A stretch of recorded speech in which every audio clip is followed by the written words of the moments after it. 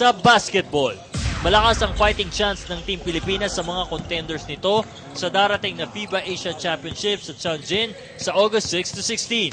Subalit nangangamba din sa pagharap sa Group A rivals na Team Korea at Japan.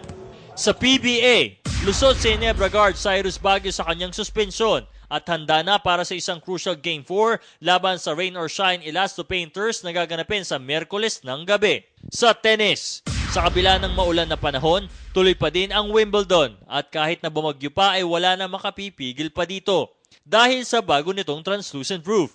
Hangad ni 5-time champion Roger Federer ang kanyang 6th Wimbledon title at sa kanyang first match laban kay Yen Sun Lu ng Taiwan, tagumpay agad ito, scoring 7-5, 6-3, 5-2. Sa baseball, walang awang sinagasaan ng Batangas Bulls ang Cebu Dolphins, scoring 8-1 sa pagpapatuloy ng Baseball Philippines Series 5 na ginanap sa Rizal Baseball Stadium. Haharapin na ng Bulls ang Manila Sharks sa pagkuha ng title sa Best of 3 playoffs na magsisimula sa June 28.